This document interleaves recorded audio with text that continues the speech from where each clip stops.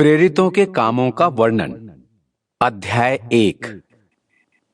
हे Theophilus, मैंने पहली पुस्तिका उन सब बातों के विषय में लिखी जो यीशु ने आरंभ में की और करता और सिखाता रहा, उस दिन तक जब वो उन प्रेरितों को जिन्हें उसने चुना था पवित्र आत्मा के द्वारा आज्ञा देकर ऊपर उठाया ना गया।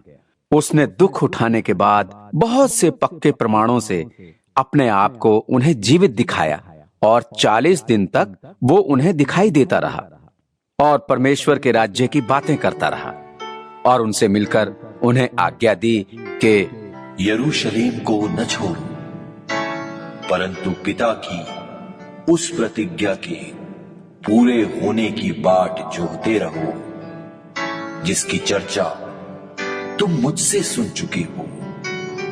क्योंकि यूहन्ना ने तो पानी में बपतिस्मा दिया है, परंतु थोड़े दिनों के बाद तुम पवित्र आत्मा से बपतिस्मा पाओगे। सो उन्होंने इकट्ठे होकर उससे पूछा कि हे प्रभु, क्या तू इसी समय इज़राइल को राज्य फेर देगा? उसने उनसे कहा, उन समयों या कालों को जानना जिनको पिता ने अपने ही अधिकार में रखा है तुम्हारा काम नहीं, परंतु जब पवित्र आत्मा तुम पर आएगा तब तुम सामर्थ पाओगे और यरूशलेम और सारे यहूदिया और सामरिया में और पृथ्वी की छोर तक मेरे गवाह होंगे। ये कहकर वो उनके देखते देखते ऊपर उठा लिया गया और बादल ने उसे उनकी आंखों में छिपा लिया। और उसके जाते समय जब वे आकाश की ओर ताक रहे थे तो देखो, 2 पुरुष श्वेत वस्त्र पहने हुए उनके पास आ खड़े हुए और कहने लगे, हे गलीली पुरुषों, तुम क्यों खड़े स्वर्ग की ओर देख रहे हो? यही यीशु जो तुम्हारे पास से स्वर्ग पर उठा लिया गया है, जिस रीति से तुमने उसे स्वर्ग को जाते देखा है, उसी रीति से वो फिर आएगा। तब वे जैतून नाम के पहाड़ से जो यरूशलेम के निकट एक सप्त के दिन की दूरी पर है, यरूशलेम को लौटे। जब वहां पहुंचे तो वे उस अटारी पर गए जहां पतरस और यूहन्ना, याकूब और अंद्रियास, फिलिपुस और थोमा, बरतुलमाई और मत्ती, हल्फाई का पुत्र याकूब, शमौन, जेलोतेस और याकूब का पुत्र यहूदा रहते थे।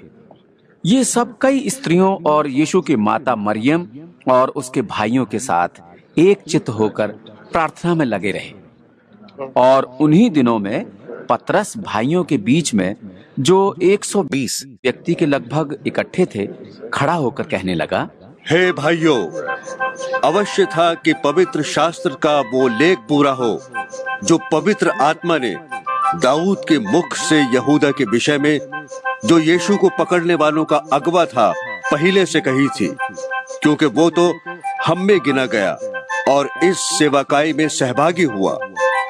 उसने अधर्म की कमाई से एक खेत मोल लिया और सिर के बल गिरा और उसका पेट फट गया और उसकी सब अतड़ियां निकल पड़ी। और इस बात को यरूशलेम के सब रहने वाले जान गए, यहाँ तक कि उस खेत का नाम उनकी भाषा में हकलदमा अर्थात लोहू का खेत पड़ गया।